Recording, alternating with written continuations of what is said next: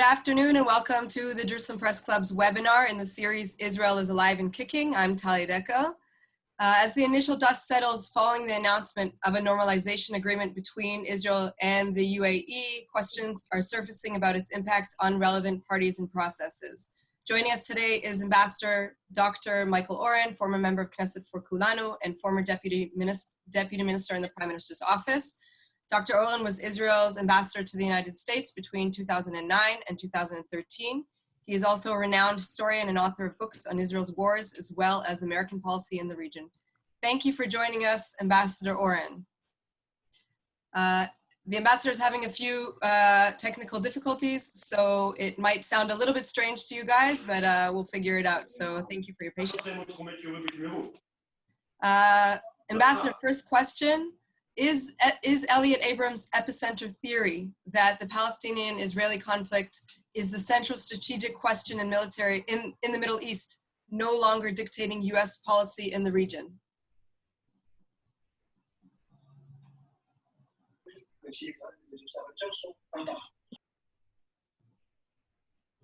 He needs to unmute himself. Wait. That's a yes? Good. Good afternoon, everyone. Thank you, Oren. Good to be with you and good to be with all of you at the Jerusalem Press Club. So last week's announcement of an impending peace deal between the United Arab Emirates and Israel was a stunning diplomatic breakthrough. It is one that augurs far-reaching change, overwhelmingly for the better, for Israel and the Arab world. I think for the world in general. We can go into more detail about that later. It was the product of many factors, whether it be the Palestinians' repeated refusal to come to the negotiating table, even during 8 years of the. You're not hearing me? I quit. Yes.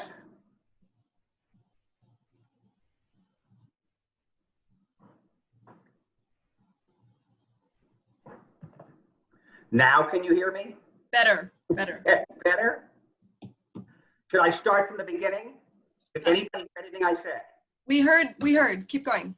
Yes? Okay. Stunning diplomatic achievement, immense ramifications for Israel, the Arab world, and the world generally. We can go in more deeply for that. Product of many factors, which I'll also go into deeply. But let's focus for a second on the stunning aspect of it. The agreement overturned, upended, 30 years, 50 years, in some cases 70 years of general consensus about the peace process, how to make peace between Israel and the Arab world. That consensus was expressed through a very large peace industry in the United States, in Europe, and other places in the world, in think tanks and universities, throughout much of the media. The assumption always was that the Israeli-Palestinian conflict was the central conflict, not just the conflict between Israel and the Arabs, but in the Middle East generally. I can't tell you how many times I was in the White House and heard that if God came down, quote unquote, God came down and gave the United States the opportunity to solve one crisis in the world, one conflict in the world, it would not be hunger in Africa, it wouldn't be disease, it would be the Israeli-Palestinian conflict, because domino-like, if that conflict was solved, all the other conflicts in the Middle East would be resolved. The core of that conflict was Israeli settlements, it was Jerusalem. If Israel ceased building in East Jerusalem, ceased building in Judea, Samaria, the West Bank, then the Israeli-Palestinian conflict could be solved, and therefore, syllogistically, all the other conflicts could be solved. The key to achieving that goal, any goal between Israel and the Palestinians, was Israeli concessions of land. It goes back to Resolution 242 of 1967, but actually goes back to 1949, 1950, when the United States and Britain began to advance their first peace plans, known as Alpha and Gamma, which were based on widespread or far-reaching Israeli concessions in the Negev and in other places to purchase Arab peacemaking. So that the notion of territory for peace goes back literally to the day after Israel's creation. And in addition, there was a long-held assumption that the Palestinians, as the weaker party, have to be incentivized all the time to remain at the table. If they leave the table, they do not get punished. On the contrary, they get incentivized to return to the table, get rewarded. So if they left the table, they got more aid. If they left the table, they got an embassy in Washington. If they left the table, they got 135 countries in the world to recognize them. You just have to look at the French peace plan of several years back of Macron, where he said that if the Palestinians if the Palestinians leave the table, then France will consider recognizing Palestine. That was the mindset. And now comes this agreement. This agreement turns all of that on its head. You have an agreement that is achieved without ripping up or uprooting any settlements. You have a peace that is achieved without the Palestinian issue practically at all. There was this notion of Israel withholding or restraining from annexing part of the West Bank, but Israel didn't have to give up actually any territory. Nobody was displaced in this. The Palestinians got punished, and this was punishment, and that was very much in keeping with the Trump administration's change in the peace process. Palestinians do not get rewarded. Anybody who leaves the table got punished in Trump's diplomatic universe. The Palestinians left the table. One of the reasons why the United States recognized Jerusalem as Israel's capital was to punish the Palestinians. It's one of the reasons why they closed the embassy in Washington or cut back aid to UNRWA and other Palestinian agencies, was to punish the Palestinians. This was also punishment. All of these assumptions, every single one of them, has fallen by the wayside. It's sort of a belated death to these assumptions, because clearly since the Arab Spring in 2011, the Israeli-Palestinian conflict was not the core conflict of the region. Since the Gaza withdrawal in 2005, when Israel ripped up 21 settlements, clearly settlements wasn't the issue there. We ripped up settlements and got rockets. So I think now, hopefully, after all this period, whether it's 30, 50, or 70 years, we can begin to re-examine some of these assumptions. Having said all that, I personally believe that the impending peace treaty between the UAE and Israel actually increases or rather decreases the chances for a two-state solution. It may not be the two-state solution that the Palestinians want or even the Europeans want. It'll look much more like the Palestinian state as envisioned by the Trump deal of the century. But the chances of this will be much greater, for the least of which reason is the Palestinians will internalize that time is no longer on their side. And I will not be the least surprised if in the next couple of weeks you'll begin to hear intimations of a Palestinian willingness to return to the negotiating table. Because as long as they were being incentivized to leave the negotiating table, the negotiations were never going to be renewed. Now that they're being disincentivized, maybe they'll return.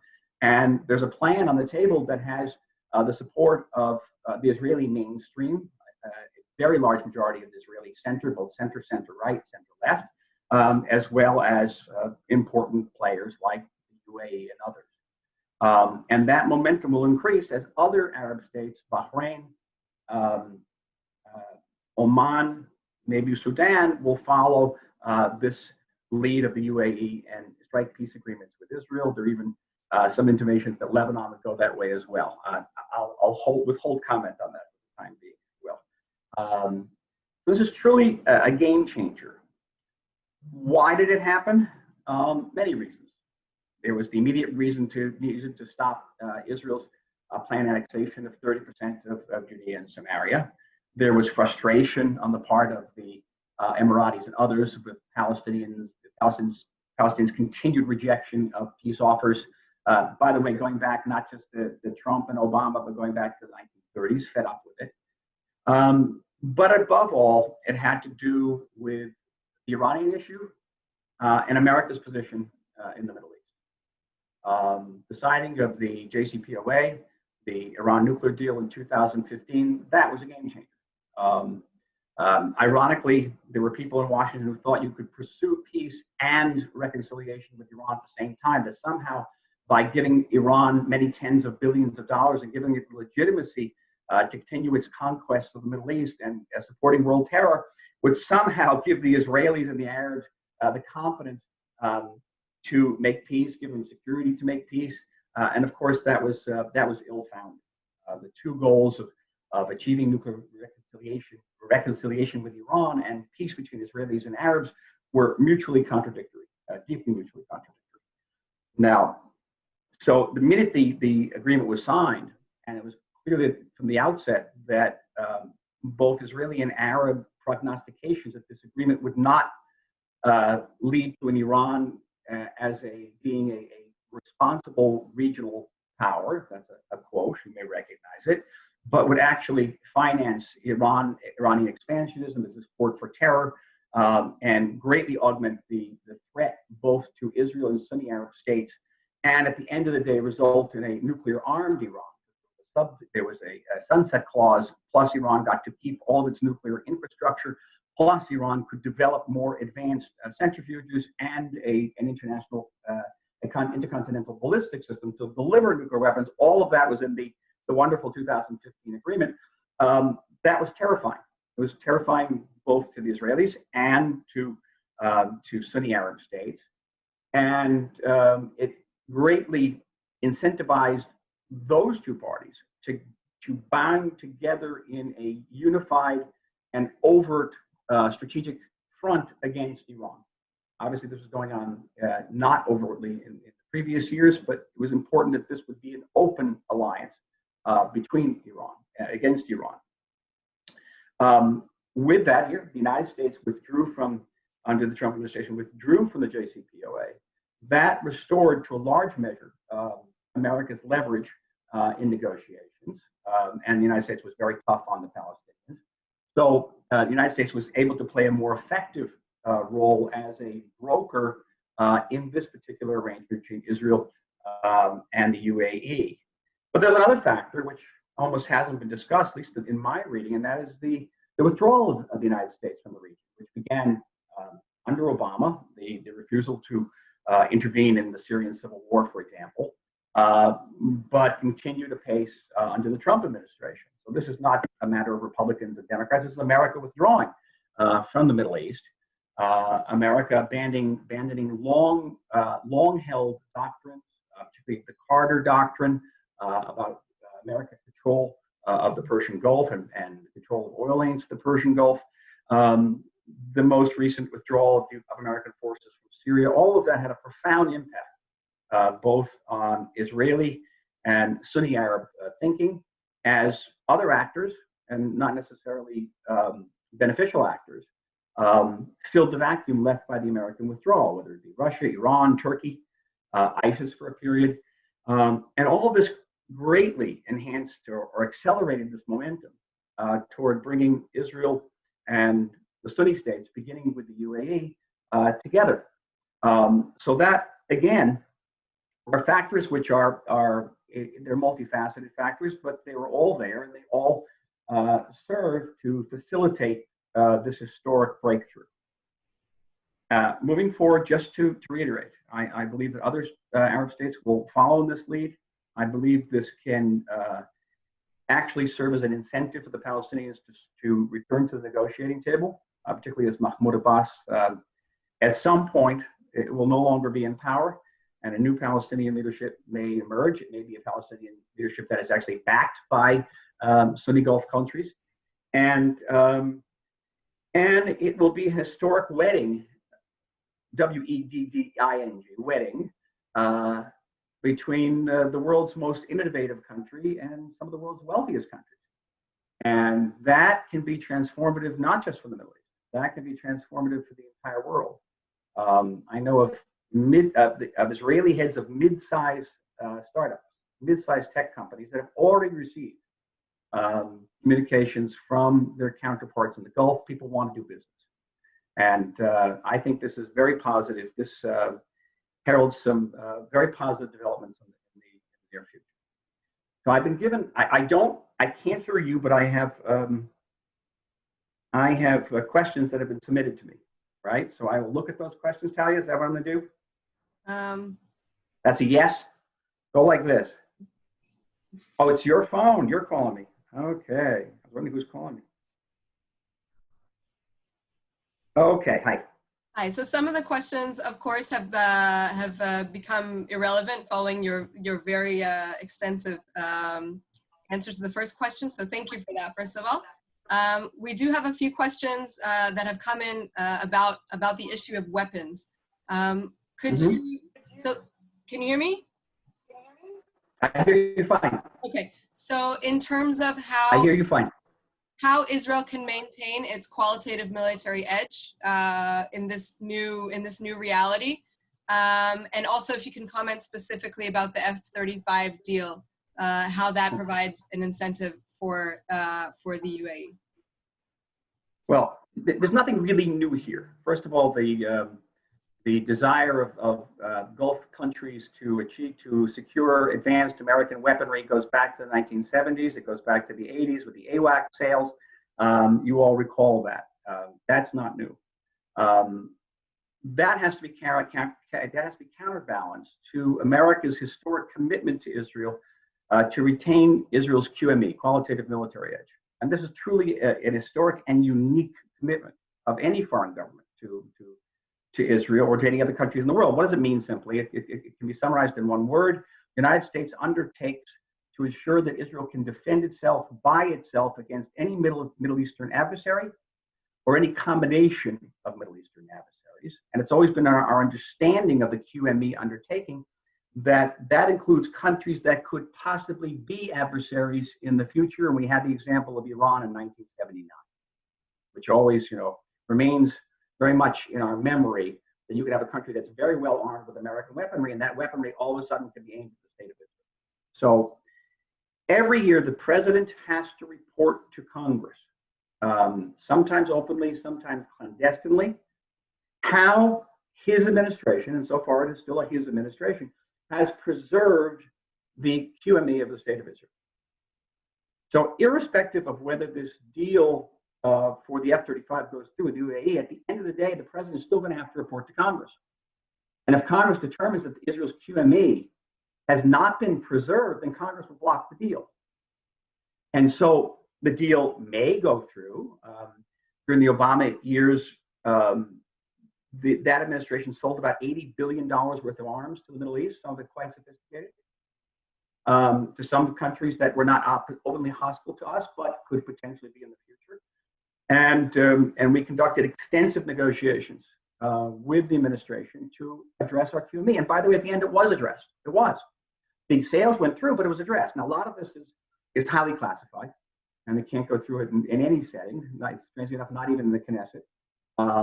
But that guarantee has been ironclad.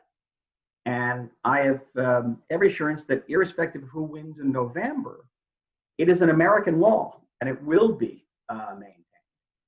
And so I don't know whether the UAE is going to get the F-35. Turkey was going to get it originally. It did not get it in the end because it purchased the Russian anti-missile, anti-aircraft system, the S-400. But if it goes through, again, the United States and Israel are going to have to sit down and say, okay, this is the new situation. How do we redress it? I got you. I got you. Hi.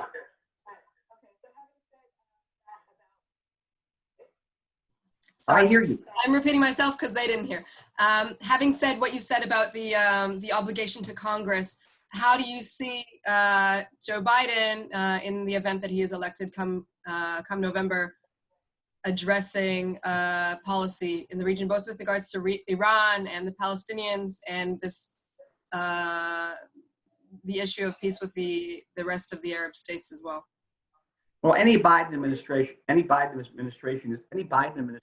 going to uphold QME. Again, it's an American law. It's not a matter of policy. It's law. I'm not going to engage in prophecy. I can only base myself on what has been said by the Democratic candidate, as well as by people close around him, staffers, advisors. And this is a sense, and I want to stress this: a sense. A sense is that the Biden administration will not reverse the decision to recognize Jerusalem as Israel's capital. I think it probably will reopen the East Jerusalem conflict. which was separate from the embassy, and they were brought together under the Trump administration. I think they would separate it again. I think they would reopen the Palestinian embassy in Washington and restore much of the aid that was cut off, and probably go back to the Obama-Clinton parameters instead of the Trump parameters on the Palestinian issue. And I think there'd be a much harsher position about Israeli building in Judea and Samaria. Not as probably as harsh as during the Obama years, where that was really put front and center. But it would not be the same approach as the Trump administration. Again, this is based on what has been said already. As for the Iranian nuclear deal, the former vice president has said that he would restore the deal, but some of the people around him have cautioned that they would like to re-enter negotiations with Iran and offer sort of, I think, a staggered sanction relief and return concessions. And here I want to make not a prediction, but a policy recommendation, a long-standing policy recommendation that I have had, that we should not repeat the mistake we made in 2014, 2015, by not specifying what are Israel's interests in any agreement between the United States of the world and Iran. And we never specified, which enabled advocates of the JCPOA to say, well, no agreement was ever going to be acceptable to Israel. Nothing was ever going to be good enough for Israel, which wasn't true. We actually knew what we wanted from the agreement. We didn't get it. So it's very important now that we go public, because even now President Trump has stated, now more than on one occasion, and now Jared Kushner has seconded it, that one of the first things the president is going to do if he's reelected will be to engage with Iran in negotiations to reach a new deal. So we better come out as soon as possible, and maybe not just us this time. Maybe we can do it together with the UAE, because we have pretty much the same interests and objectives here. And we have to say, for example, an end to Iranian attempts to overthrow governments in the Middle East, to destroy the state of Israel, to support terror in the region, but also terror worldwide, to give up the intercontinental ballistic system, to stop the development of advanced centrifuges that can enrich uranium at 4 times the current rate, to agree to far more invasive inspections by U.S. And international inspectors. And these are just some of the things we can begin to publicize now, because almost irrespective of who wins in November, there is I'd say, significant chance of renewed negotiations sometimes between Iran and either Republican or Democratic administration.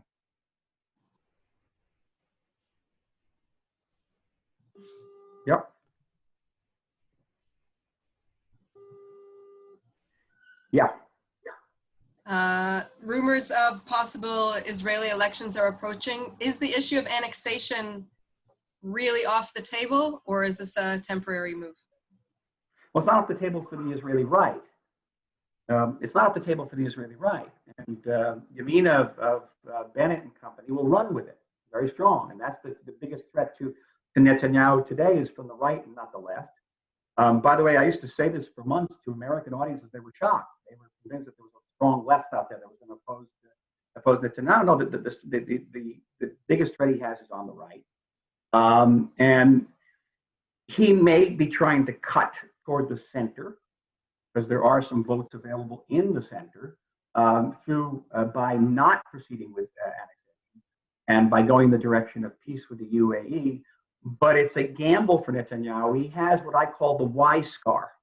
Those of us old enough to remember the Y plantation negotiations in the late 1990s, where Netanyahu actually was the last Israeli prime minister to reach an agreement with the Palestinians, with Yasser Arafat, and gave up parts of Hebron, for example. And his assumption was that if he showed a little bit more flexibility, the center and even the left would support him.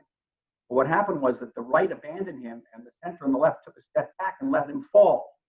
So that's what I call the Y scar. And so I think he is certainly doing this with the Y plantation experience in the back of his mind, and must give him pause. But he also wants to stay on the good side of the Trump administration. And the Trump administration has made it unequivocally clear that this is what it expects, to hold back on annexation. But Yamina and even parts of the Likud will come out strongly in favor of annexation. Elections are going to be held. Phone. Startup nation, huh? Right, well, now I'm going back and forth between things on the phone, so give me 1 second. We have another question that came in from one of the reporters real time. Do you believe the Trump proposal for a Palestinian state is really a state? According to the maps, this entity would be a disjointed patchwork of islands, would have no control over its borders and be forced to allow continued Israeli military raids in its territory. Assuming this is not really a state, how does the UAE deal prevent Israel from turning into a de facto binational state where some people have rights and others do not? Okay, that's a long question. It's like 5 different questions. So let me, I said that's about 5 different questions. So let me predicate it with this, with the probably exception of Uri Jeromy back there. We have this institutional memory. I served as an advisor to Yitzhak Rabin in the early 90s. So I have accompanied this process through multiple Israeli governments, multiple administrations in Washington. And I will say unreservedly that the current peace plan is the most realistic I've seen. The peace plans for an entire generation were based on principles that had no chance whatsoever of being implemented. The Palestinians were not going to give up, the right of return, as they call it, for millions of Palestinian refugees. They were not going to agree to an end of claims, an end of conflict. They were not going to agree to the formula of 2 states with 2 peoples. I mean, these were all American demands. They weren't even Israeli demands, because the Palestinian Authority would never recognize Jewish people as a people and have the right of self-determination. It just wasn't going to happen. The PA was never going to stop funding and paying salaries of terrorists in Israeli jails. It wasn't going to happen. Israel was not going to uproot tens of thousands of settlers. Israel was not going to redivide its capital. And Israel certainly was not going to outsource its fundamental security to a Palestinian Authority that was incapable of defending itself, much less the state of Israel. Nor was it going to outsource its fundamental security to an international forces which have proven spectacularly ineffective on virtually every Israeli border. Whenever they're actually needed to be effective, they're ineffective, going back to 1967. So, that none of this was going to happen. So the Trump peace plan, and I had some input into this when I was in Knesset and in government, first of all, was not about to give the Palestinians the veto, because the Palestinians have used that veto again since the 1930s. They actually hold the world's record for turning down offers of a 2-state solution, and usually they turn it down with violence. Was not going to give the veto. It was going to be aimed at the Israeli center and at the Sunni Arab world, and that's what it was. And yes, the Palestinian state, as envisioned by this peace plan, is not as big as it would have been under the Obama and Clinton parameters, but it does include the principle of land swaps, which, by the way, we never accepted under the Obama years. We never accepted it, but we accepted it now. And Israel didn't get much credit for it. And so the Palestinian state is not that much smaller. Israel was never going to give control over airspace, over internet space communications to the Palestinian authorities. It was never going to give up the right of hot pursuit, ever. Okay, there's nothing unusual about this. You can't have a situation where a Hamas cell is sitting in downtown Nablus and we can't do anything about it if the Palestinians refuse to. It's happened many, many times. So it just wasn't going to happen. So this peace plan, for all of its faults, and I have criticism of it as well, is the closest thing we have to what is workable. And it is everything that the Palestinians want? Definitely not. But is everything that most Israeli Jews want? Also definitely not. And again, I caution the White House over and over again. I say, you should know that the biggest opposition to this is going to come from the Israeli right, which is not going to accept the Palestinian state in any configuration, and is not going to agree to any territorial concessions of what they regard as, the inviolate and sacrosanct patrimony of the Jewish people, which is Judea and Samaria.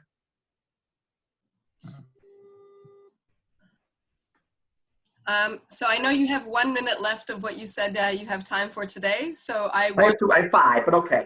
5. Okay. So I'm going to give you 2 questions in a row so that we don't waste any more time with the technical issues. The first is, in your experience, is it realistic for 2 major diplomatic offices, Israel's ambassador to Washington and Israel's ambassador to the UN, to be held by the same person? And second, do you have plans to return to politics? Okay. Oh, great. Oh, I love those questions. So, first question. It's not the question of being realistic and unrealistic. You can do both jobs. Abi even did it for many, many years in the 1950s and into the 1960s. The question is, what do you want from the job? The UN job is not a very intensive job. You have to give a couple of speeches. The UN General Assembly meets, for 3 months in the fall. Every once in a while, there's a crisis, and you give a speech. Now, you could do that. That's a minimal. But you can also be in New York and be on the media every night and do outreach to various communities, to the Latino community and the African American community, to all the Jewish communities within a very large area, the tri-state area and beyond. You can do a tremendous amount. But if you're only there once every 2 weeks, you only can do a limited amount. The same is true in Washington. You can be an ambassador. There's no job description for that. I mean, for me, it was a 24/7, 365-day-a-year job with no vacations, no weekends. But it was also a choice I made to travel beyond Washington whenever I could, to reach out to communities, to spend every Sunday in some church, to spend every Shabbat in a different synagogue. I mean, that's the kind of doing, dozens and dozens of interviews and write dozens and dozens of op-eds. You can do that, or you don't have to. You can do, you can go to Congress every once in a while. You can go to the White House once in a while. You can do it. Is it an optimal situation? It's not an optimal situation. It's not. But you have to see it in the context of what's happened in Israeli foreign policy generally, which is a tremendous deterioration in the role of the foreign ministry, in diplomacy generally. And many people will ascribe it to Netanyahu, but it's a deeper problem in Israeli society. Foreign policy is not taken very seriously here. It is at most, a poor stepchild to security. And it's something very deep, and if I had time for it, I'd go into it. It's deeply embedded in the Zionist ethos, what Ben Gurion called shmum. So I'm going to leave you, Dalia, to translate that. Shmum. Do I plan to go back in politics? Listen, most of my life has been about service to this country in one form or another. And if that service will include future political roles, I would say definitely. It could be future diplomatic roles, but as they say in Hebrew, if they call you to the flag, I'll be there. And I remain very much involved, briefing, but also involved in this with public diplomacy.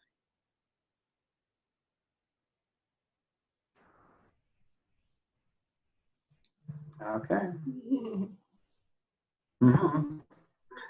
I just wanted to thank you before we leave the line. And again, thank you for your time and for your patience, Dr. Michael Oren. Your patience.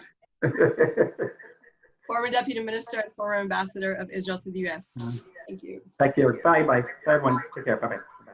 And thanks to my colleagues, JPC Director General Uli Dromi and Rachel Rigziel, JPC's press coordinator, for putting together this webinar. Our next event will be held this coming Sunday at 11:30 a.m. with MK Ayelet Sheked. Invitations in your inboxes soon. Have a great day.